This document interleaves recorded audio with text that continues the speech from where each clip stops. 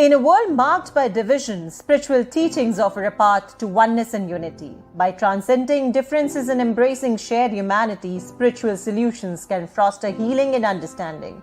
Through compassion, introspection, and collective awareness, these practices serve as a bridge to create harmony, reminding us all of the interconnectedness that binds all of us, even in a polarized world. So the topic of panel discussion today is Oneness and Unity, Spiritual Solutions for a Polarized World. Maheshvarananda from Philadelphia, USA. During his college days, he was active in the protest against the Vietnam War. In 1978, he traveled to India and Nepal, where he became a yogic monk and studied the progressive utilization theory under its founder Prabhat Ranjan Sarkar. He has taught meditation and organized for social justice for 14 years in Southeast Asia, 3 years in Europe, and 21 years in Brazil and Venezuela.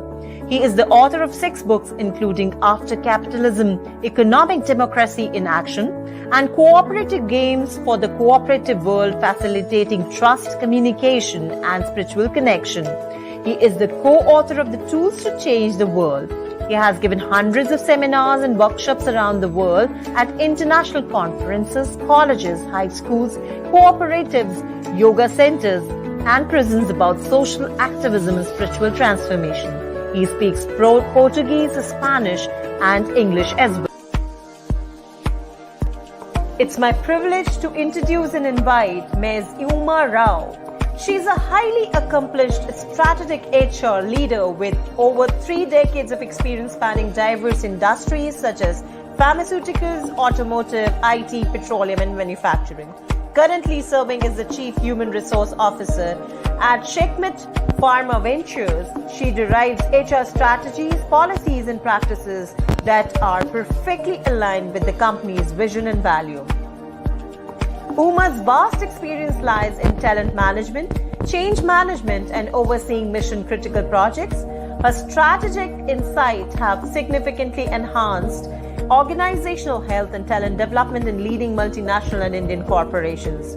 A passionate advocate for continuous learning, Ms. Uma is dedicated to developing and mentoring her team, fostering growth and excellence. Her notable achievements include authoring a case study on cost efficiency as a turnaround strategy published by Emerald Publishing in 2019 and receiving numerous accolades like the 30 Women Super Achievers Award, HR Powerhouse by ET World, and recognition as one of the 100 most influential HR leader. With her commitment to excellence, she has also held esteemed roles on the board of directors for Gulf Ashley Motors Limited and Optimus Companies, showcasing her leadership and vision. She's an inspiring figure respected for her deep expertise and unwavering dedication to transform organizations. So, ladies and gentlemen, please welcome Ms. Uma Rao. It's my pleasure to welcome and invite Ms. Bhawna Kirpal Mital, CHRO and Head of IT Admin and CSR at Hero Future Energies. She is a dynamic leader who has been instrumental in the company's transformation from a startup to one of the leading independent power producers in the renewable sector. Her visionary leadership and dedication have expanded her presence across India, London, Singapore, Ukraine, Vietnam, and Bangladesh. She seamlessly blends modern HR practices with international Indian values, driving initiatives focused on high performance standards, equal opportunity, diversity, and inclusions. She is deeply committed to empowering women in the renewable sector and actively works to make it the sector of choice, particularly for females, through advocacy and public speaking. Beyond HR, she leads the administration and IT functions and spearheads corporate social responsibilities initiatives, further underscoring her multifaceted leadership. Her career spans key roles in tractable engineering, Suez Environment, and Encyclopedia Britannica, where she gained deep expertise. As an active member of FICCI's HR and Women Empowerment Committees, she continues to champion gender equality. Her academic achievements include BSc from Dr. B.R. Ambedkar University and an MBA from Binistali Vidyapeeth, with further leadership training at the prestigious London Business School. Her passion, strategic insight and advocacy make her a force for change in the renewable energy sector. So ladies and gentlemen, please put your hands together to welcome Ms. Bhawna Kirpal Mital. I am honored to welcome and introduce Professor Juárez from Brazil. He is a distinguished academic and a powerful voice in the fight against racism, using his expertise in communication to challenge systematic injustice. A dedicated anti-racist activist, Professor Juárez has devoted his career to advancing diversity and social equity. He holds a degree in social communication journalism from the Pontifical Catholic University of Sao Paulo in 1990 and both as a master's and doctorate in Latin American integration from the University of Sao Paulo. Currently, Professor Juárez serves as a professor at the Júlio de Mesquita Filho Sao Paulo State University, Vice Dean of the School of Architecture, Arts, Communication and Design, and President of the Vice Directors Forum at the same institution. His work focuses on specialized journalism, addressing critical issues such as systematic racism, Afro-descendant culture, ethnocide, and education on diversity. In addition to his academic achievement, he is a prominent member of the research group of the Octavio Freas Filho Chair of Studies in Communication, Democracy, and Diversity, and actively contributes to the important research projects exploring science, communication, and the future.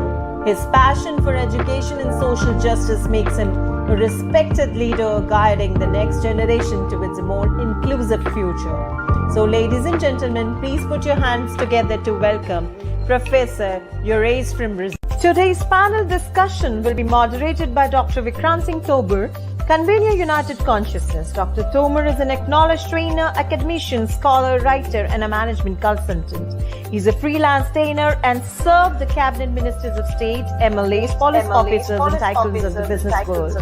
His aim and objective is universal brotherhood and happiness through harmonizing the knowledge from the ancient scriptures into our lives. So I welcome all our guests for panel discussion. Most welcome, everybody. We acknowledge your presence, Professor Juárez from Brazil. We acknowledge your presence, Umaji from India. We acknowledge your presence, Bhawna ji from India. And we acknowledge your presence, Dada Maheshvarananda ji from United States. So happy, delighted to be with such an acknowledged panel. Admin, can we have Lizzie also? That's amazing. So we have Lizzie also, and Lizzie is an integral part of United Consciousness. She represents Mexico for United Consciousness Latin American operations. Right now, Lizzie is going to translate the talk of our dear Professor Juárez. So, friends who are watching us from different parts of the world, our discussion topic is spiritual solutions for a polarized world. So before we begin, as requested, may I first request Professor Juárez to present his thoughts, because he will speak in Spanish and Lizzie will translate it, and then we'll start the discussion between the rest three of the experts over here. So I hope that is okay with all three experts. Perfect. So over to you, Professor Juárez, and you can share your PPT, and Lizzie can start translating. You have exactly 6 minutes at your disposal, and then we'll begin the discussion.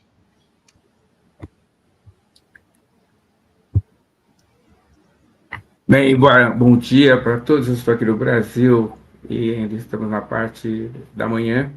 Então, agradeço ao gentil convite e vou falar em português. Nosso campo de estudo tem se dedicado fundamentalmente a compreender os mecanismos e as pré-condições. de May I violência request you social no to take a Brasil. pause in between? May I request you to take a pause in between so that Lizzie can simultaneously translate? Ok. Profesor, si E pudiera hablarme en español, por favor, se lo agradecería bastante. desculpa, eu não entendi. Eu posso continuar?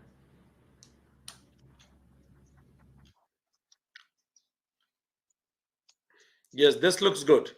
Keep this way. Perfect. Continúe, profesor.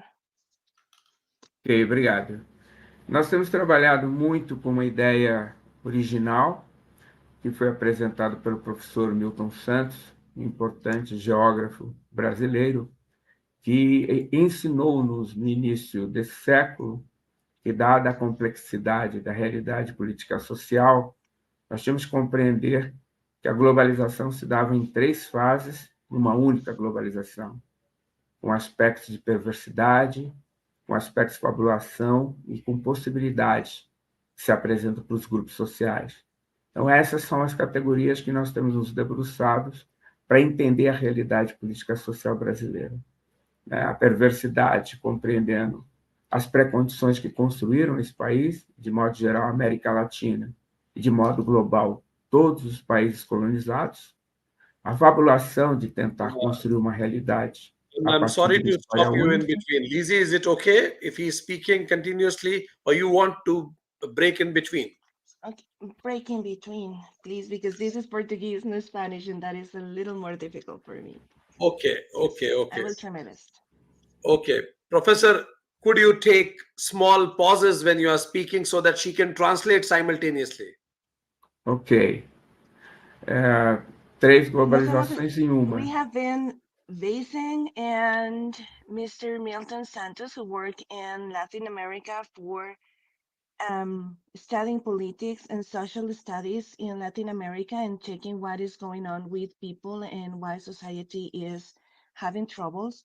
So he designs 3 facets or 3 things of globalization that are needed. So perversity is one of the ones that are like messing up, and then fabulization and the possibilities.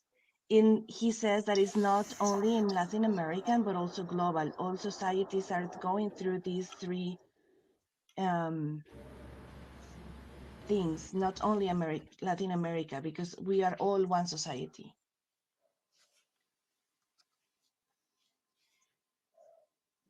Bom, a partir dessas 3 visões, estamos nos debruçando sobre a natureza do neocolonialismo e a globalização na América Latina.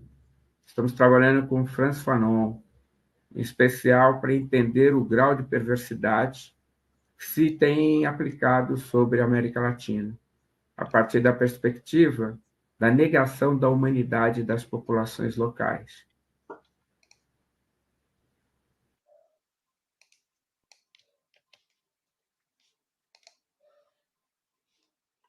Lizzie? Yes, give me 1 second. This is not Spanish, this is Portuguese. Okay. Okay. Esse conceito de branquitude no Brasil é similar ao conceito de supremacismo racial que se utiliza nos Estados Unidos. Ele é uma visão de mundo. O Brasil procurou, nos últimos 100 anos, adotar uma política que procurava levar ao embranquecimento da sociedade brasileira. E foi política de Estado entre 1870 e 1930, a exemplo de que aconteceu em outros países da América Latina. Trabalhamos com esse conceito para poder compreender a visão de mundo fabulosa que se construiu sobre o Brasil, numa suposta democracia racial inexistente. She has also been discussing about how our society in Brazil was built and how it makes our politics and economy and how we can spread that through the world. E chegamos finalmente à categoria da possibilidade, que é a necessidade de romper com a história única, pluralizar as narrativas, a realidade política social brasileira. Durante muito tempo, a história da população negra foi ocultada do ponto de vista da realidade política social, e hoje nós gostaríamos que essa história, estamos fazendo força nesse sentido, pudesse ser contada também para pluralizar a visão sobre a realidade política social brasileira. Estamos adotando 4 métodos de trabalho nas nossas pesquisas. A necessidade de possibilitar a leitura mais crítica sobre essa realidade. Uma nova visão epistemológica que considere a diversidade humana e o reconhecimento da humanidade dos povos negros e originários do Brasil. Uma nova concepção teórica que possa incluir as leituras críticas dos povos africanos, latino-americanos, asiáticos e povos que hoje estão fora da grande narrativa teórica conceitual do mundo. Uma nova metodologia, considerando que esses povos eram considerados objetos de estudos e agora são sujeitos de construção de história, e um novo comportamento ético deontológico, considerando que os povos que constroem conhecimento precisam ter reconhecida a sua humanidade diante dos povos do norte global. E para isso nós estamos nos debruçando no nosso trabalho, na nossa pesquisa, naquilo que nós chamamos das experiências dos povos originários e ancestrais do Brasil. Trabalhamos com a ideia de que o futuro não está no futuro, mas o futuro está na ancestralidade. E nessa ancestralidade encontramos 4 mecanismos importantes para a reconstrução da história. Primeiro, a concepção cosmológica de mundo. Nós temos no Brasil a prática da capoeira, que costumamos dizer que a capoeira nos ensina a olhar o mundo de ponta cabeça, ou seja, numa nova perspectiva. Entendemos que esses grupos sociais têm uma forma de organização sociológica que rompe com essa ideia da competição entre os grupos, que está mais muito pautada na organização a partir da colaboração. Compreendemos que a pedagogia se dá a partir do compartilhamento das experiências intergeracional, velhos e jovens, jovens e velhos, numa perspectiva interseccional. Thank you, Professor. Yes. Okay, Lizzie, would you like to just translate what you have got it? Yes. We have seen that we have 4 modules of work according of the necessities and possibilities of each town. We have included the Afro-Latin American towns that were left behind before, and checking our methodology respected with these towns, we have noticed that they have experiences and original cosmic knowledge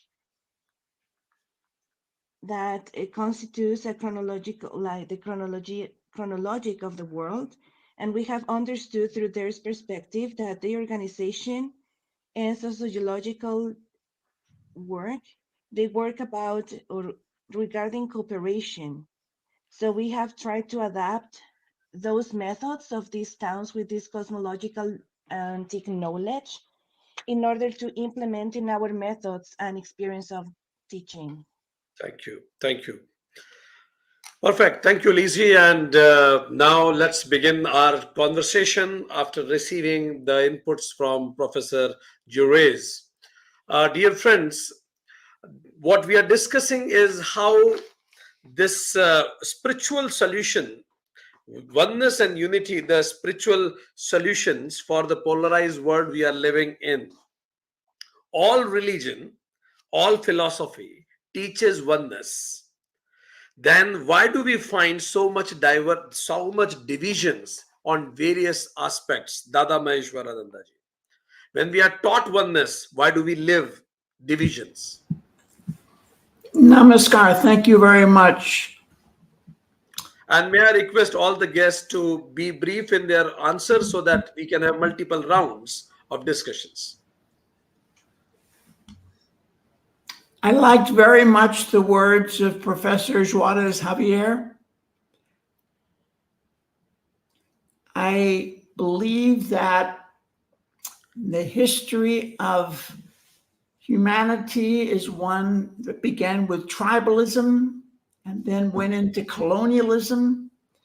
And the legacy of that exploitation continues today. I believe that we need a new humanism that accepts the entire human family as sisters and brothers. Because of our history, many religions have also gotten into the perspective of us versus them. Our people are going to heaven, others are going to hell. This was an old belief that still exists today. If everyone is part of one human family, which I believe strongly, and that consciousness is within all of us, then we need to respect one another. And that mutual respect and how we work together and live together, this we need to offer humanity. Thank A you. spirituality that is universal, universalism. It's the only ism that I think we can survive today. Thank So you. this is my... Thank you very much, Dada Maheshvarananda ji. You mentioned how from tribals and to colonialism, and then things started messing up. Umaji, you come from corporate background, and we hear so many things about gender divides in corporate also. And so what do you think, from where does it get sprouted, and whether it is there or not?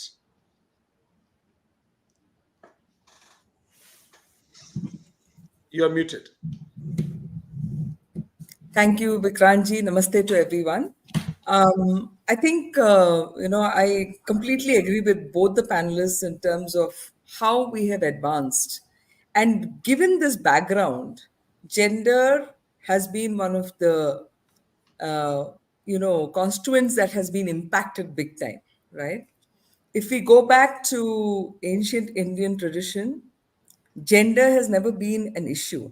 In fact, we have revered the female gender in our culture.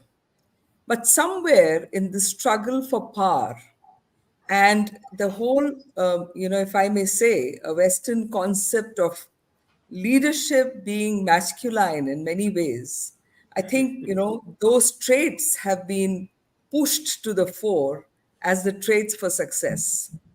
And that perhaps has led to a situation where there is a huge divide between the genders, and acceptability of something which is not the stereotype is not very well accepted. And therefore, this is something that I'm also working on very much to see, we all have possessed two energies, the masculine energy and the feminine energy. And so, what is it that makes us subdue one energy at the cost of the other? And that's where I believe the genesis of this issue comes in terms of the, what is socially acceptable and what is not socially acceptable in the corporate world. So Thank you. marching is good. Sensitive is not good, perhaps. Yeah. And the way Umaji mentioned that leadership somehow is being connected with masculinity, and I was told by somebody that when they wrote a question to Chat GPT, write essay on leadership, essay on a leader, then the word he used is he rather than she. So probably machine also have got such biases when they talk about leader, then they will put word he instead of she. We have Bhawna ji with us. Bhawna ji, you have been leading corporates, corporate HR. So when we talk about global oneness, it is so difficult to establish oneness in a single organization, because when you distribute benefits and disbenefits, people disagree with each other. So, what do you think in corporate perspective? Uh, is it that easy to establish oneness? Because even in house, it is difficult to establish oneness. And right now, we are talking about global oneness. Namaste to everyone. Thanks for making me part of this panel, Vikranji. Coming to the corporate world, okay, let me start with a quote by Martin Luther King that we must learn to live as brothers or perish together as fools.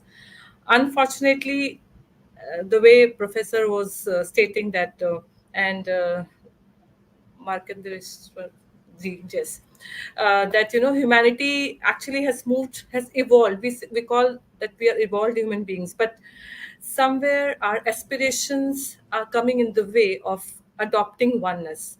And when we come to the corporate world, and you rightly said it's difficult in the family, then how can we expect in the corporate world?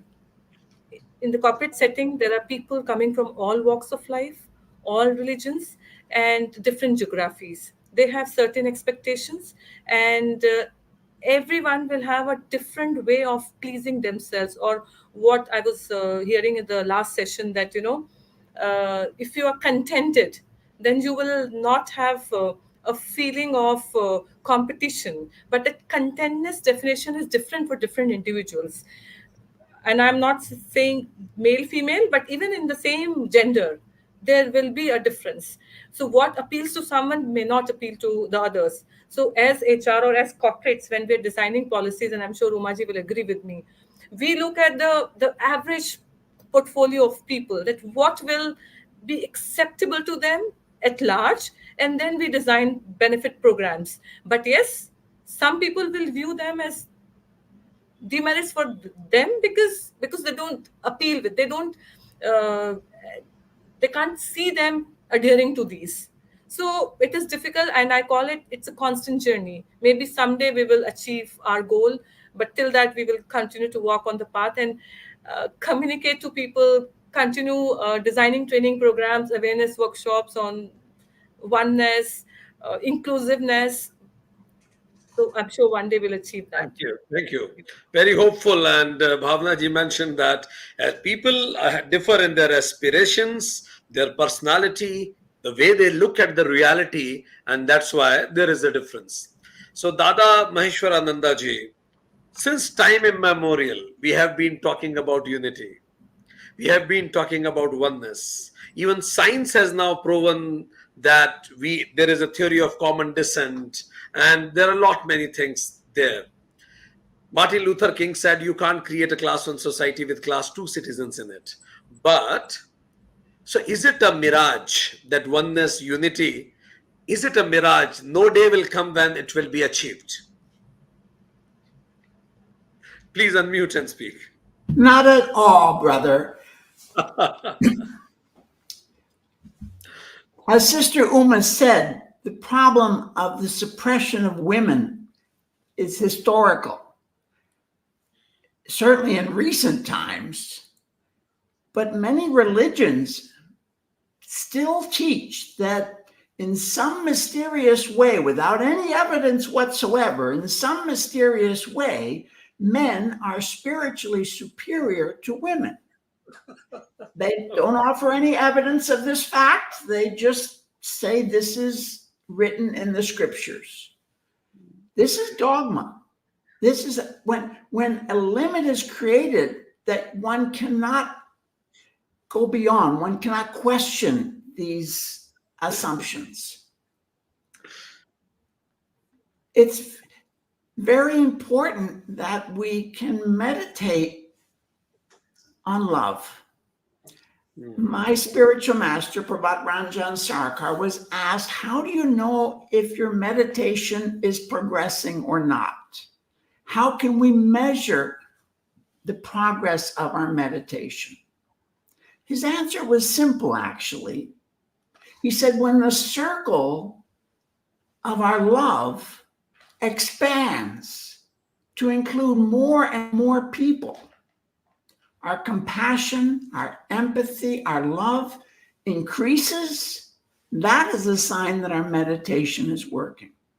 And meditation is a spiritual practice when we're meditating on love, when we're meditating on the unity of everything, on consciousness of everyone and everything, then yes, that can help each one of us to become more loving people. Thank you, Dada Maheshwarananda ji. He suggested that meditate on love is the solution, and from here one should begin towards that unity. And some religions talk about spiritually male are more profound, and in Sanatana Dharma, the Brahman is addressed as that. Probably our ancestors knew it. Instead of he or she, they said, Tattvamasi, you are that, not he or she. So I'll come back to Umaji, who was talking about female as a Shakti, as mentioned in scriptures. So once we understood the problem statement, that is since time memorial, if we go towards the solution statement, what solutions, models, ancient wisdom offers to create more unified, if it is not a mirage, world? Please unmute and speak. Very interesting question, Vikranji. I think solutions have been in place for a long time. It's just that we were not acknowledging that enough, right?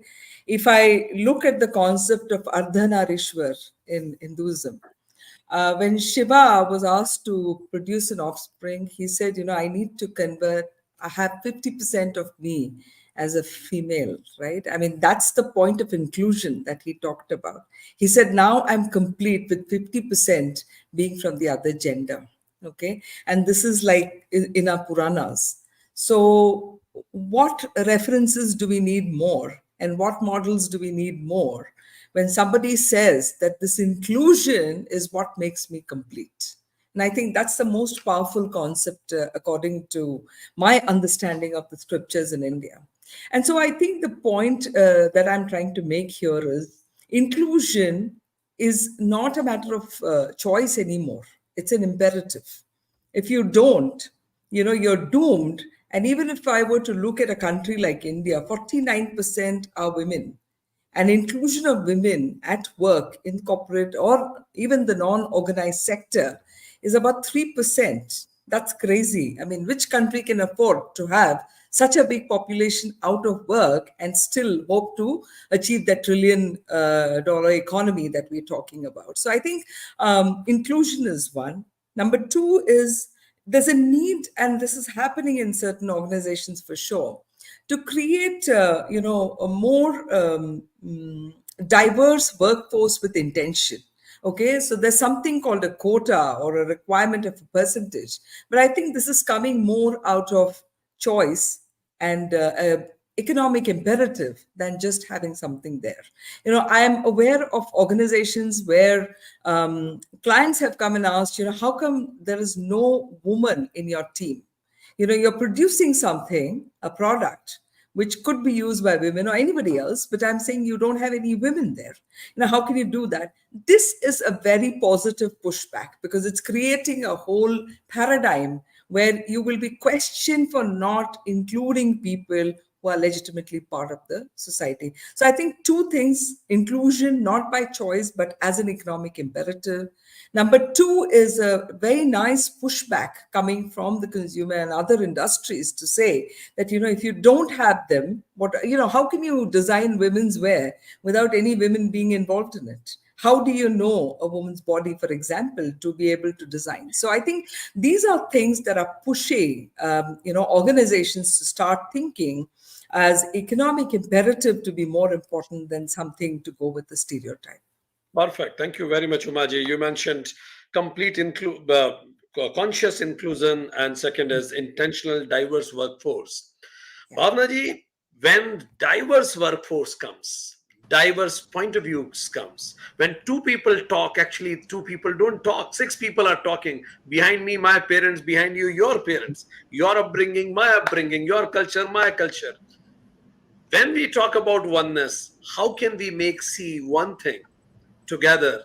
How can we make them see beyond divides, and they can divide? I must say, how can we make them see divine beyond divides?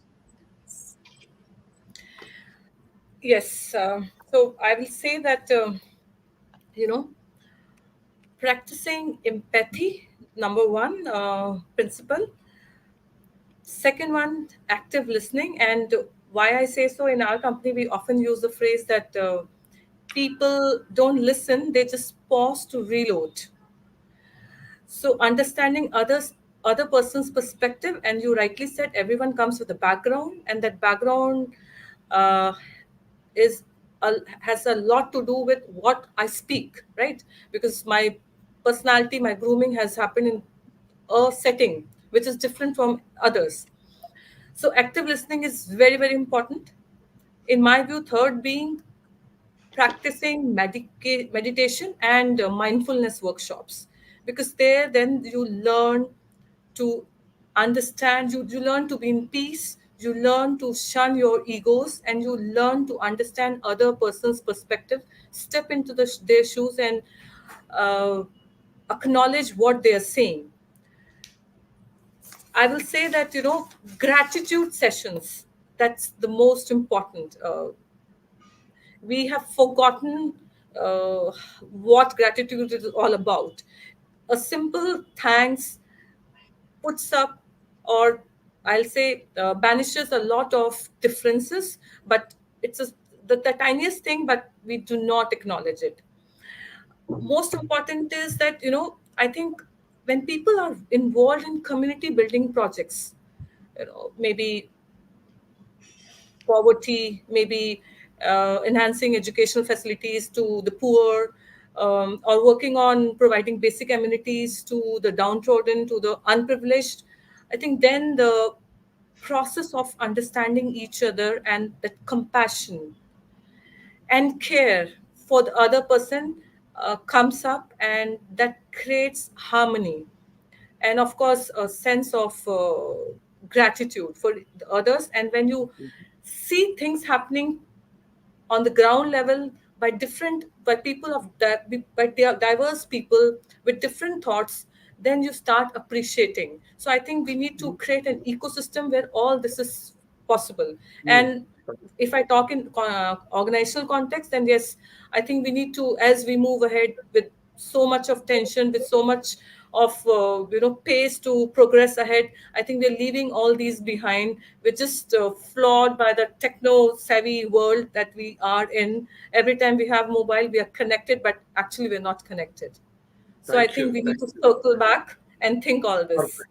You mentioned some very important points to be cultivated in the ecosystem to make things more connected and see unity.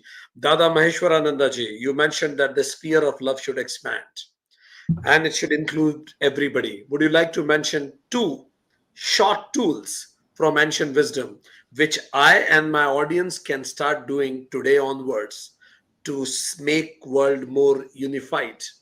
Two tools from ancient wisdom in very brief.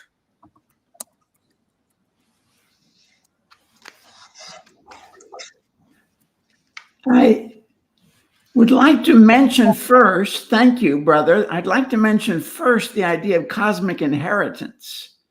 Cosmic inheritance says that humanity has inherited the earth and all the resources on it. So we should learn to share. We have plenty if we share. We don't have enough if we hoard. And of course, the ancient principle of aparigraha is that to live simply, to reduce the accumulation of things that you don't need to survive. So parigraha is definitely one of those tools to live simply on the earth, ecologically on the earth.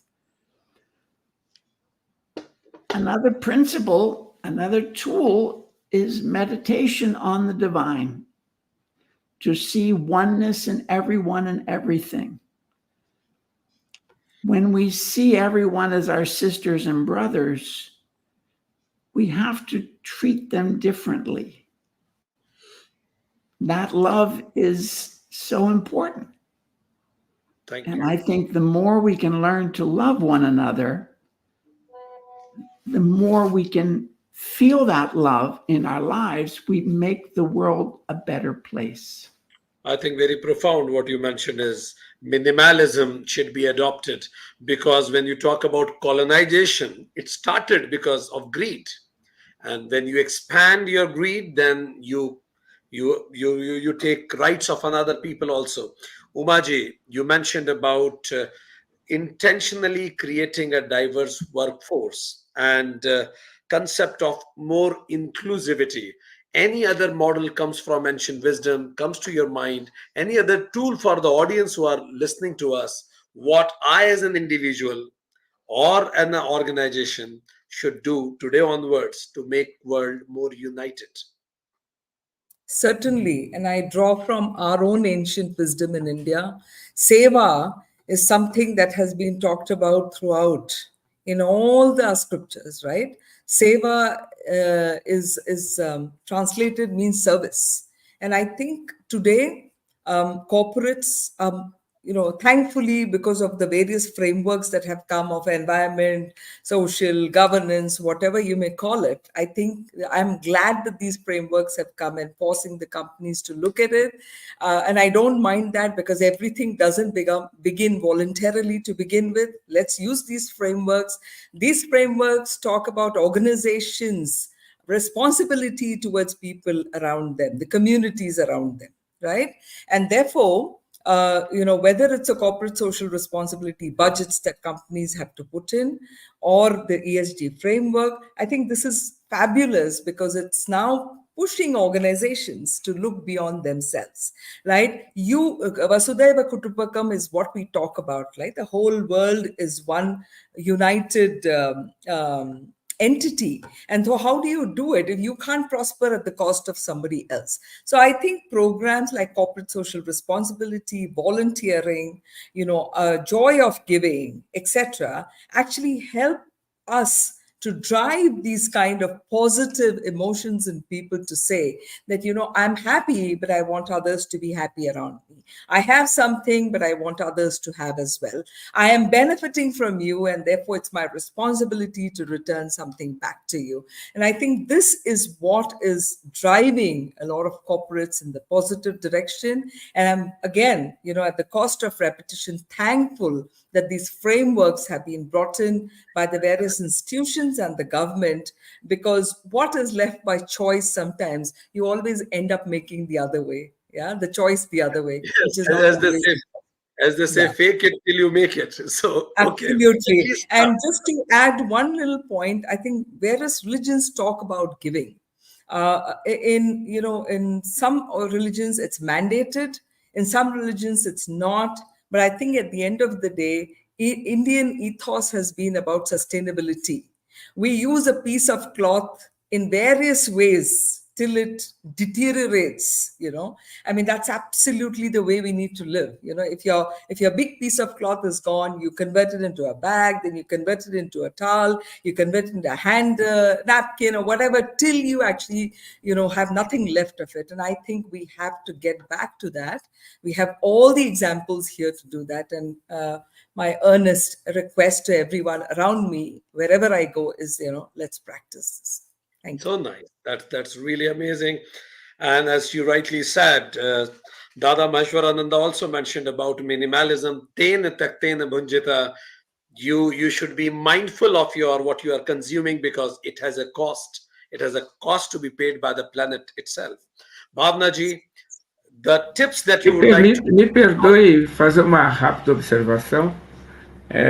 Na minha tradição, da Professor, culto we aos would love orixás, to know, but I guess, Dada Maheshwarananda ji, can you understand Portuguese?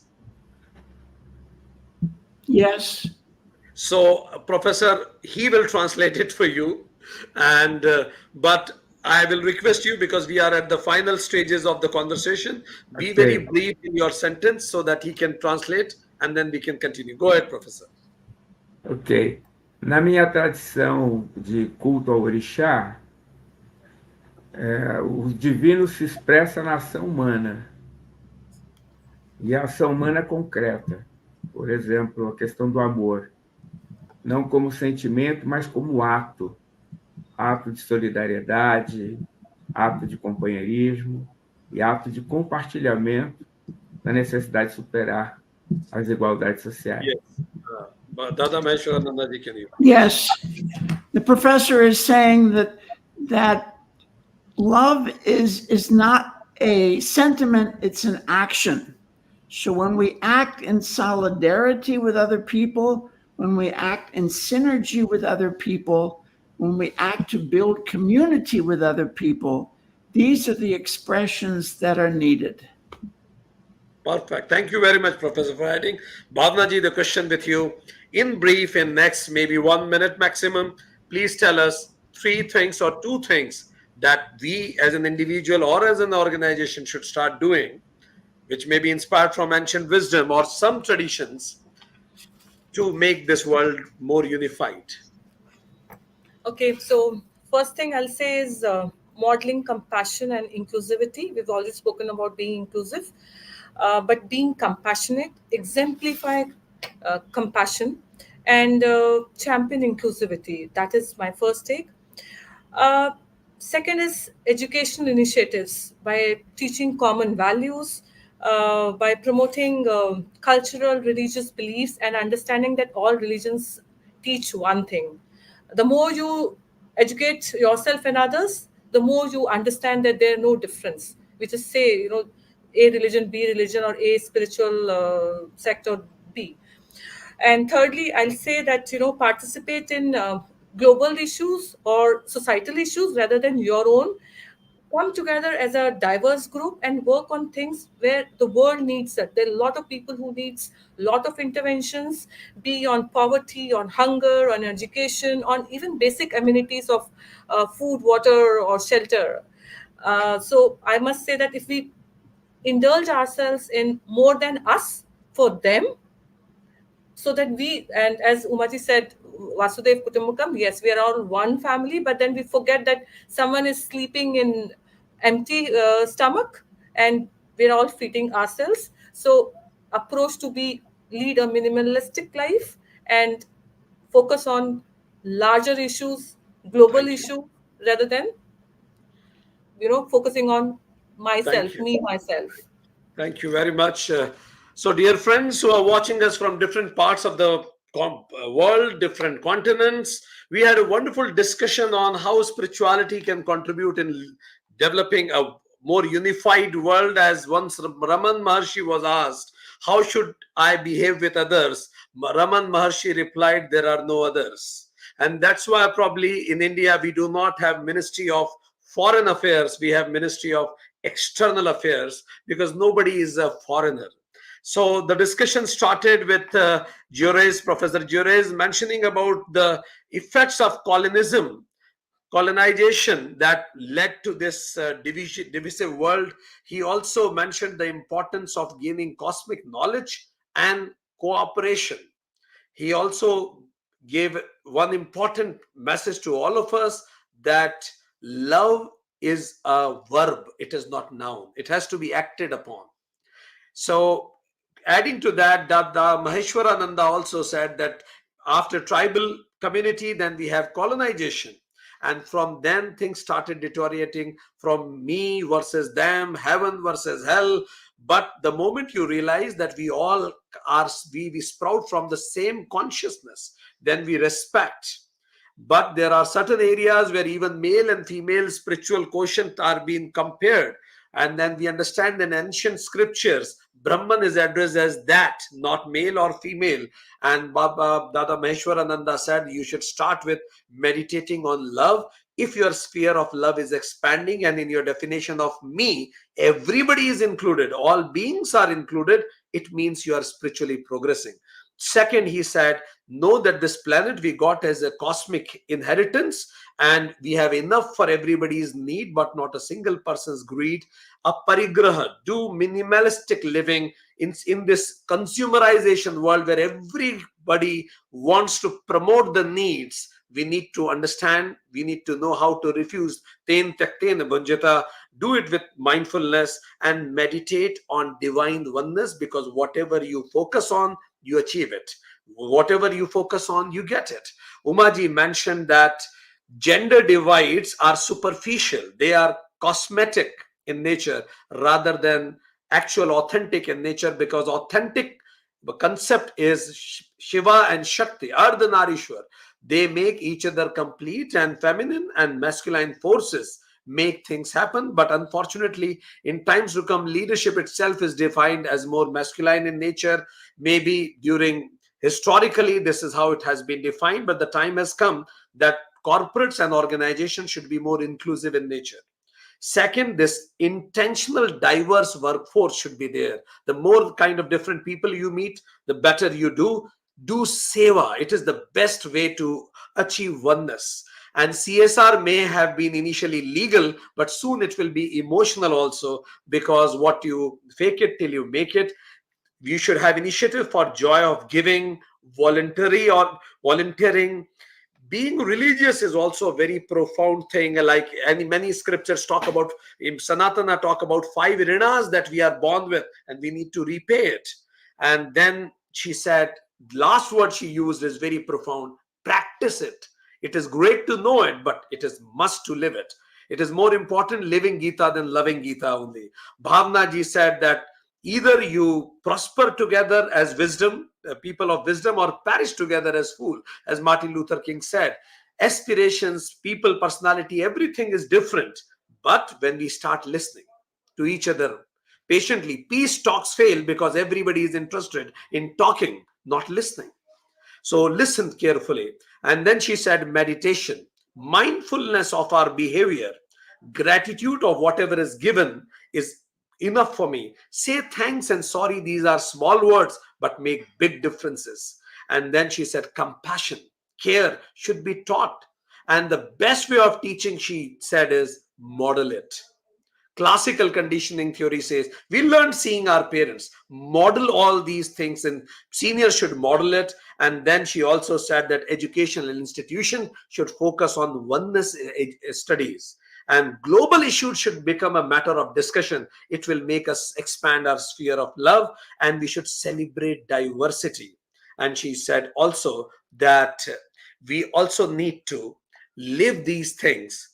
And so the message for everybody of us from this panel, I'm sure that audience who are visiting it from different parts of the world, we will, after this discussion, have enough tools to live a more unified life, because I exist because of you.